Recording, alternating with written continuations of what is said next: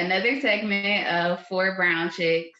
If you're new here, make sure you go check out our other videos and also make sure you like, comment, and subscribe so that you can stay up to date on what we got going on. Anyway, this week, woo, it was a week. I'll tell you, it was a week for me. It was a week for the country, and I know it was a week for you. But finally, we have some results. And the election, the longest election ever, it's ended. So today we want to talk about just the election and politics and how that affected us this week. So I don't know if any of you want to kick it off, but how are you guys feeling post-election? I just feel relieved that it's over, that I can stop hearing about it, because I am tired of hearing about it. I'm tired of people going back and forth or arguing their opinions. And I just want it to go back to normal when people can discuss their opinions not on the internet. As someone who, I think my biggest stressor this week was the fact of having to go to work. I live in Kansas City, Missouri, which is might as well be connected to Kansas. So I live in two red states, and even before the numbers came out, I knew I lived in two red states pretty much. So I think my anxiety really kicked in, just having to know I have to go to work. I work in the medical field, so you just get a very wide range of people. And not only that, like I said, I'm in Missouri and Kansas. So I was just mostly stressed about that. So my game plan was to take off Monday through Wednesday, because I was like, at least when the results come out on Tuesday, I just need a day, whatever is whatever.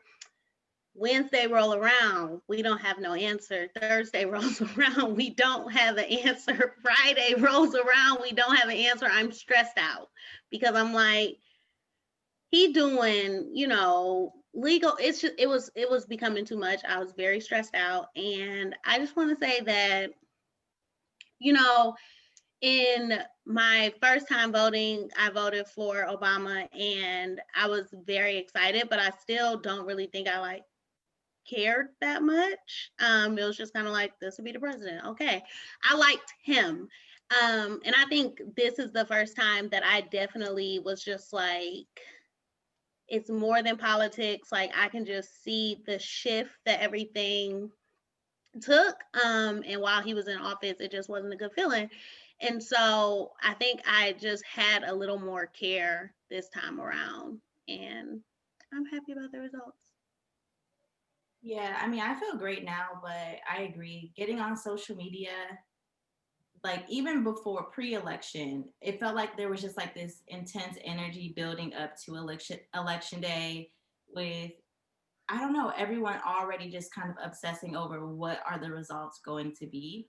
And then it was everywhere. I mean, I never get Apple alerts like from the news. I never turned them on, but all of a sudden I was getting alerts from Apple about election updates, and it was coming through my phone like it was one of those Amber alerts. I didn't know what was going on, so I felt so anxious the beginning of the week. And of course, like, we still have work, we all have children, so with all of like the political drama that was going on, I'm also still trying to live my everyday life. But I literally just had to get off of social media for a few days, because I felt like whenever I would even, it was on someone's story, or if it wasn't on the story, it was a sponsor ad about the election. And I feel like there was a lot of rhetoric just trying to like build like fear and just uncertainty in everyone. But I'm glad it's over. I will say, here in Ohio, yesterday, which is when the results kind of announced that Biden won, it was just weirdly nice outside. The energy felt really, really good. I don't know, maybe that was just my experience, but things feel normal now. We'll see how long that lasts, though. Can I say something about energy? Because when I was watching, their acceptance speeches or whatever they are, the energy in the crowd was just so different. Like, this was the first time in like 4 years that I have not looked at the American flag and just automatically seen racism. Like, it was just a different energy. It was, I felt like it was more flags than like woman for Biden or one, like it was more just about like the country than the people. And I appreciated that. I just want to say, just like Shay had mentioned earlier, there has been like a lot of different opinions on the internet, and I think it's fair that we all have our opinions.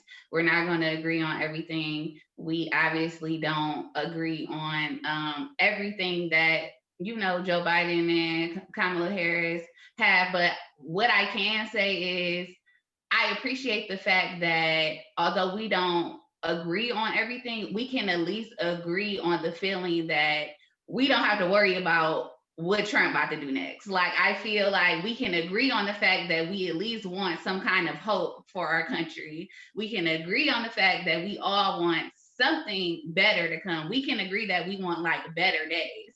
So regardless of like the politics of who wanted what, can we at least just celebrate the fact that we're actually just like relieved at this point? Like countries around the world are like relieved. So yes, there's still progress to be made. No, I don't feel like, Joe Biden, and I don't feel like there are saviors. I don't feel like any of that. We still Black in America. That still means something. It doesn't matter who the president is. Being Black in America, we all know what that means. But what I can say is that at least we can move forward with people who at least are trying to act like they, want better for the future. And I just feel like at least we can hold them accountable. At least we could just take this moment to just relieve in the fact that we don't have a rogue leader anymore. Yeah, I agree, but I think it's most important that none of us get complacent and to think that just because Trump is not in office, that there's so many policies that need to be addressed from when he was in office, and then of course the policies that they plan to put in, and make sure that we hold them to what it is that they said they're going to do or change being president and vice president. It definitely is a nice feeling as a Black woman to see another Black woman as vice president. Representation does matter. So for all our kids, even us growing up, we never imagined having a Black president, especially not a female president. So it is inspiring just to think about like knowing that you can really do anything that you want to do, and our race or religion or sexuality won't hold us back and stuff like that. But yeah, I'm just glad it's over. Me too. I'm glad it's over as well. And I just hope that we actually see the change that we all been talking about as we move forward. So one quick question, just out of curiosity, because obviously Biden hasn't officially taken his seat in office yet. Do you guys think that Donnie just takes this loss on the chin, and I mean, we know he has the lawsuits, but do you think he exhausts all options, or do you think Girl, Donnie be in the crowd at the inauguration like, I won, I'm the real president. Like, he ain't never conceded. Y'all, can I tell y'all that minutes before, when he literally tweeted, I'm winning this election by a lot, I lost it, because I'm just like, who does that? Like, he's a different level of delusional, so I don't think it'll be a hit on the chin. Like, no. He's gonna go out with a bang. Like, that person on their last day when they get fired, and he'll be like, I'm going out with a bang. Y'all didn't fire me. Knocking everything over. Everything gotta go. I just really hope they get somebody to really pray over that home, because, I mean, every room, every corner, every edge of that house needs some serious prayer before anybody goes up in there. Yeah, definitely. I agree with that, because did y'all see he had like some type of witch or psychic that was like doing prayers and chants for him like during the election? And that ain't the one. That wasn't the one. That one is sis. Really? Yes. Yeah. You didn't see that? It's ridiculous. Like, it was very. She looked like, when you a kid and it's like the middle of the night and they have those like evangelists that's like on the pole. That's exactly what she looked like. In the morning. Like that, she was giving 3 a.m. evangelist vibes. She definitely was. She probably was. But did y'all see Saturday Night Live after the election. I wish I would have watched it. It was great. I felt like I was chilling with, my cousins, laughing, having a good time. Like this was the laugh that we needed after the election to just make things light. I really liked it. It was good. Who was the host? It was Dave Chappelle. I love Dave Chappelle. It was funny. He had the very appropriate punchlines, but let's not get it twisted. This is real shit. I'm just throwing a punchline at the end. And I appreciate that.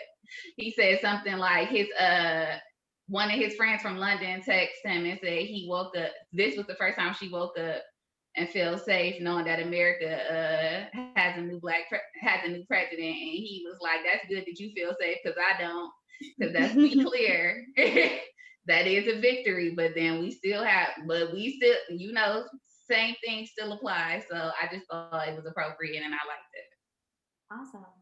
Well, we would love to know what you guys thought of the election and what you hope to see, the next 4 years with the Biden-Harris ticket looks like, or even what you think that Trump is going to do before he gets evicted from the White House.